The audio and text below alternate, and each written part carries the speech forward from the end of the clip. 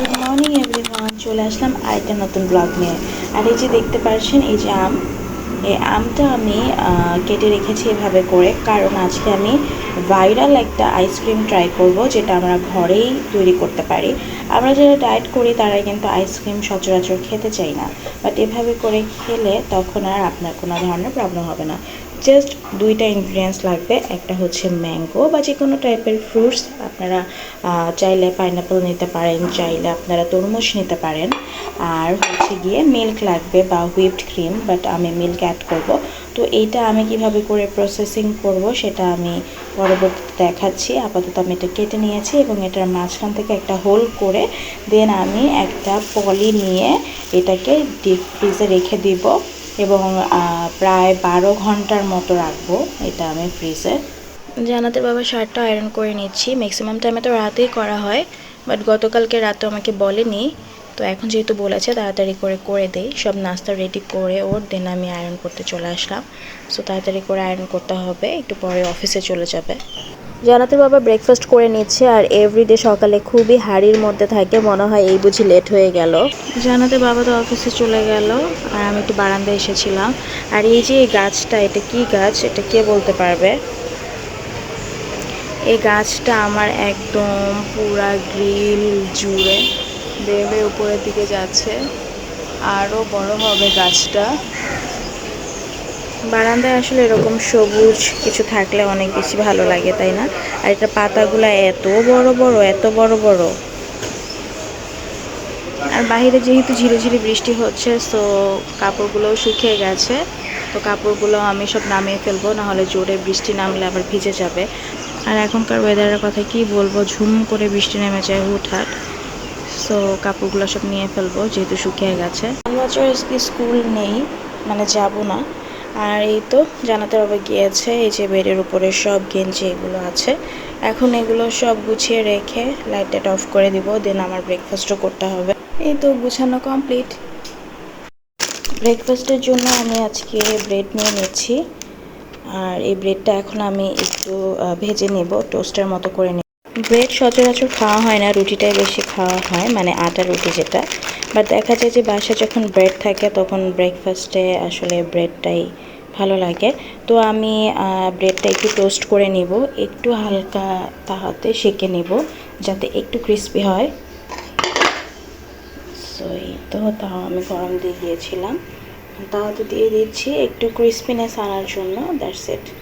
হালকা একটু ব্রাউন হয়ে গেলে আমি নামিয়ে ফেলবো। আর এই তো ফ্লাওয়ার বুকেটা, এটা হচ্ছে গিয়ে জান বাচ্চার বার্থডেতে উঠেছিল। সেটা আমার ফ্রেন্ড, মানে জান বাচ্চার ফ্রেন্ডের মাম্মি, আমার ফ্রেন্ড, ও আর ওর হাজব্যান্ড মিলে আমাকে এবং আমার হাজব্যান্ডকে দিয়েছে। তো এখনও কিন্তু বেশ সতেজ আছে, ভালো আছে, অনেক দিন হয়ে গেছে তারপরেও। তো আমি মাঝে মাঝে একটু যেরকম ওয়াটার স্প্রে করে দিই, হয়তো বা এর জন্যই এতদিন টিকে আছে। যাক, ভালোই লাগে। সো এই তো টোস্ট করা হয়ে গেছে, এখন আমি উপর দিয়ে নাটেল স্প্রেড করে দিব। এগুলো তো খেতে মজাই, কিন্তু আসলে অনেক বেশি ফ্যাট, যার কারণে খাওয়া হয় না। তো আজকে ভাবলাম যে একটু খাই, যেহেতু ব্রেড আছে। আমি অল্প একটু করে স্প্রেড করে দেন হচ্ছে উপরে ওই ব্রেডটা দিয়ে দিব। বেশি খাবো না, কারণ অনেক ফ্যাট, অনেক এগুলোতে। ইস, নড়ে যাচ্ছিস কেন? আচ্ছা, এভাবে করে হবে না, আমি একটু এটাকে রেডি করে দেন আবার আসছি। তো এই তো স্প্রেড করা কিন্তু হয়ে গেছে খুব সুন্দরভাবে অফ ক্যামেরায়। যদি এটা অন ক্যামেরা হতো তাহলে দেখতে পারছিলেন কি অবস্থা হচ্ছিল। তো এখন আমি এই যে এই ব্রেডটা এটার উপরে দিয়ে দিলাম, ব্যাস। আর যেহেতু অনেক বেশি রিচ খেয়ে ফেলছি, সো এটাকে ব্যালেন্স তো অবশ্যই করতে হবে। আর এটার জন্য নিয়ে নিলাম কফি, আর এটা কিন্তু ব্ল্যাক কফি হবে। যেহেতু সুইট খাচ্ছি, সো তার সাথে কম্বিনেশনটা অবশ্যই একটু তেতো টাইপের হতেই হবে, না হলে ব্যালেন্স হবে না। তো আমি জাস্ট এটার মধ্যে একটু পানি মিক্সড করে দিচ্ছি,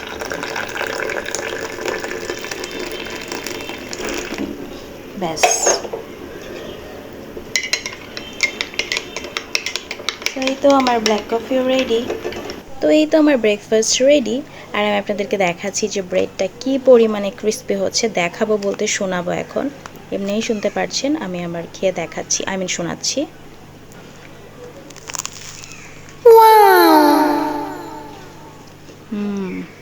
টু গুড, খুবই মজা। আর তার সাথে এই যে এই কালো কফি, এটাও কিন্তু আমার কাছে ভালোই লাগে। অনেকে খেতে পারে না, বাট আমার কাছে খেতে খেতে একদম এখন এটা কোনো কিছুই মনে হয় না। ব্রেকফাস্ট তো শেষ, আর বসে বসে টিভি দেখছি।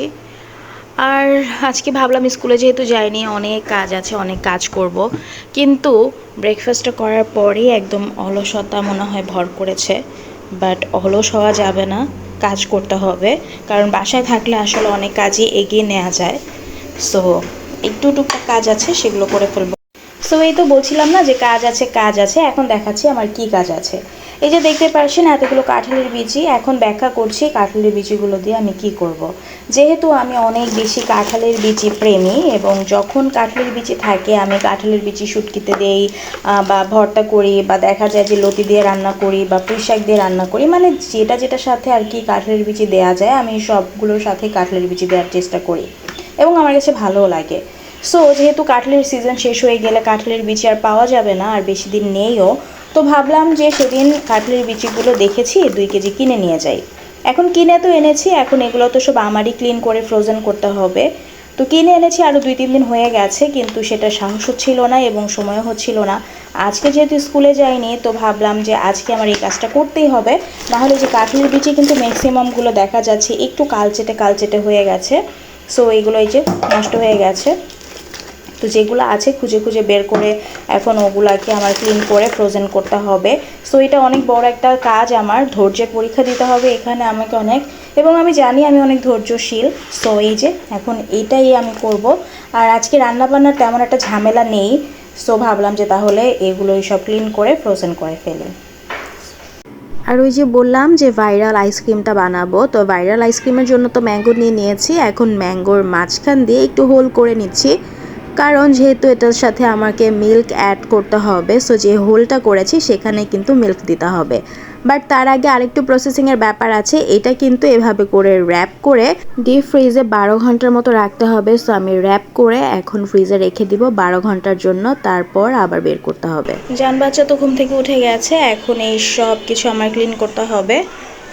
আর বাহিরে ভালোই এখন রোদ উঠেছে, সকালে একটু ঝিরিঝিরি বৃষ্টি ছিল, বাট এখন রোদ উঠেছে। আর ওই যে বললাম যে আমার বাসার আশেপাশে প্যাপু শব্দ কিন্তু স্টার্ট হয়ে গেছে, যেহেতু এখন রাস্তাটা অনেকটাই ভালো হয়েছে, তো রিক্সা কিছুটা ঢুকতে পারে তাই। আর এই যে বলেছিলাম না গাছটার কথা, এই যে দেখুন এখন একদম প্রপারভাবে দেখা যাচ্ছে। তো গাছের যেই ডালগুলো ছিল ওগুলো আমরা একটু গ্রিলের মধ্যে পেঁচিয়ে দিয়েছি, যাতে করে খুব সুন্দরভাবে একটা শেপে আসে এবং দেখতে ভালো লাগে। যে কোনো জিনিসই একটু দেখতে যদি ভালো না লাগে তাহলে ভালো লাগে না। সো তাই ভালোই লাগছে দেখতে, তাই না?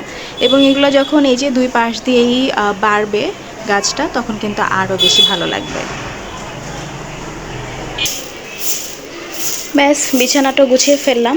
আসলে ঘর পরিপাটি এবং ঠিকঠাক থাকলে মনটাও ঠিক থাকে, তাই না? জান বাচ্চা স্যান্ডউইচ খাবে, তাও আবার স্যান্ডউইচ মেকার দিয়ে ওকে মেক করে দিতে হবে। তো এর জন্য আমি ব্রেডটা স্যান্ডউইচ মেকারে দিয়ে দিলাম। ব্রেডের ভিতরে কিন্তু জাস্ট নাটেলা দিয়েছি, আর কিছুই না। বাট ও ক্রিস্পি করে স্যান্ডউইচ খেতে চাচ্ছিল, তাই এর জন্য স্যান্ডউইচ মেকারে ওকে বানিয়ে দিলাম। আর স্যান্ডউইচ মেকারে বানালে তো ব্রেডটা ক্রিস্পি হয়, খেতে ভালো লাগে। সো জান বাচ্চাও কিন্তু খুশি হয়ে গেছে, আর ও এখানে ব্রেকফাস্টটা করে নিচ্ছে। ব্রেকফাস্ট করে আবার সে কালার নিয়ে বসেছে পেইন্ট করার জন্য। আর ও কিন্তু বার্থডেতে এইসব গিফট পেয়েছে, আর ওর বার্থডে ব্লগ নিয়ে অনেকেই আমাকে কোয়েশ্চেন করছেন যে কবে দিব। খুব শীঘ্রই দিব ইনশাআল্লাহ। এই যে সবগুলো বিচি আমি একদম ছুলে নিয়েছি, এখন আমি কিছুটা আমি কাটবো, কারণ আমি শুটকি বাগার দিব, সেটাতে দিব। আর সবগুলো আমি ফ্রোজেন করে রাখবো। আর এই যে খোসাগুলো দেখেই আমার ভয় লাগছে যে আমি এত ধৈর্য নিয়ে এতগুলো কাঁঠালের বিচি ছিলতে পেরেছি। যাক, প্রাউড ফিল হচ্ছে অনেক আমার। আর এই তো এখানে আছে ডাল, তা আবার 2টার মধ্যে, কারণ আমি এই ডালটা রান্না করব, আর এই ডালটা আমি ভিজিয়ে রাখবো ব্লেন্ড করে বড়ার জন্য। আর বড়া ভাজলে জানাতে বাবার একটু ডাল লাগে, এর জন্য ওর জন্য হালকা একটু ডাল রান্না করছি, মানে অল্প একটু। আর তার সাথে বড়া ভাজবো, শুটকি বাগার করব, মাছ ভাজি করব। আজকে এগুলোই হবে মেনু। এই যে বক্সে নিয়ে নিয়েছি বেশ খানিকটা কিন্তু কাঁঠালের বিচি, দেখতে ওরকম মনে হচ্ছিল না, কিন্তু এখন যখন আমি বক্সে রাখলাম তখন মনে হচ্ছিল অনেক, কারণ এই বক্সটা কিন্তু অনেক বড়, আর এই বক্সটা কিন্তু এক বক্স হয়েছে। দেন এই বক্সে আমি রেখেছি, তারপর আর এই যে কিছুটা নিয়েছি শুটকি বাগারে দেওয়ার জন্য। এখন একটু আম দিয়ে টক দই খাবো, তারপর শাওয়ার নিতে যাব। আমের সিজন হলে টক দই দিয়ে আম খেতে এত বেশি মজা লাগে, খুবই মজা। যারা টক দই খেতে পারেন না তারা অবশ্যই টক দই দিয়ে আম দিয়ে ট্রাই করে দেখবেন, এত বেশি মজা লাগে, অনেক বেশি মজা আর অনেক বেশি হেলদি। সো আপনারা অবশ্যই ট্রাই করবেন। সো আমি উপর দিয়ে টক দই নিয়ে নিলাম, আর এখন আমি ম্যাঙ্গোটা দিয়ে টক দইটা খাবো। কাজ করতে করতে কিন্তু অনেক কিছু খাওয়ার ক্রেভিংস ওঠে, তাই এরকম হেলদি কিছু খেলে কিন্তু স্বাস্থ্যের জন্য ভালো আর পেটটাও শান্তি লাগে। শাওয়ার নিয়ে নামাজ পড়ে লাঞ্চ করতে বসে পড়লাম আলহামদুলিল্লাহ।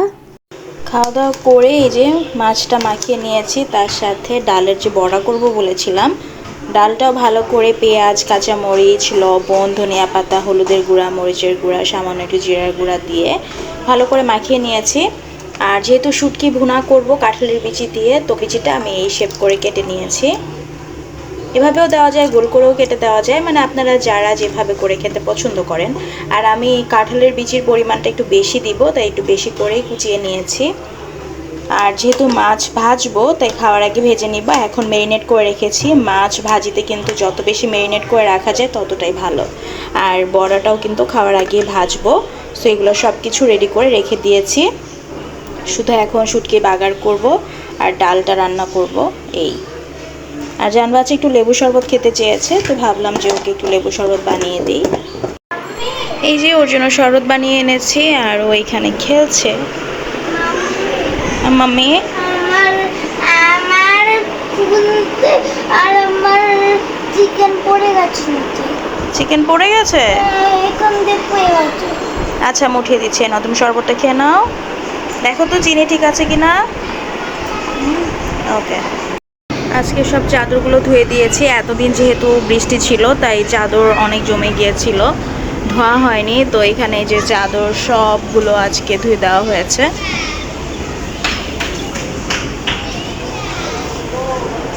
আছে আর এই তো আমার কুটুস পাখি। আমার কুটুস পাখি কি করছে? লেবু শরবত খাচ্ছে আর খেলাধুলা করছো কিচেন সেট দিয়ে।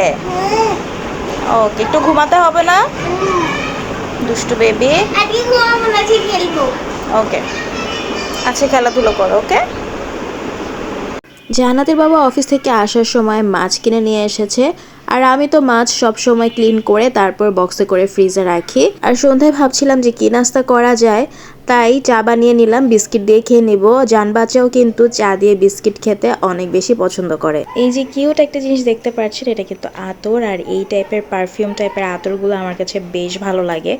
আমি বারান্দায় গিয়ে নিচে দেখে বলছিলাম জান্নাতের বাবাকে যে দেখো নিচে আতর, তো আমাকে প্রথমে মানা করেছে, বলেছে যে লাগবে না, কিন্তু বাহিরে গিয়ে কিন্তু ঠিকই আমার জন্য নিয়ে এসেছে। Thank you so much. আমি কিছু বললে আসলে ও রাখে, এটা আমার কাছে অনেক ভালো লাগে। সো এটার স্মেলও কিন্তু অনেক বেশি সুন্দর হয়েছে। থ্যাংক ইউ জান্নাতের বাবা। এখানে রাতে ডিনারের জন্য বড়া ভাজা হচ্ছে, ডালের বড়া, আর মাছ ফ্রাই করাও হয়ে গেছে, একদম কড়কড়া করে ভেজে নিয়েছি। গরম গরম মাছ ভাজা খেতে কিন্তু অনেক মজা। তো আলহামদুলিল্লাহ, এই যে আজকের রাতের খাবারে হচ্ছে ভাত, তার সাথে গরম গরম কড়কড়া মুচমুচে মাছ ভাজি, ডালের বড়া, আছে শুটকি কাঁঠালের বিচি দিয়ে।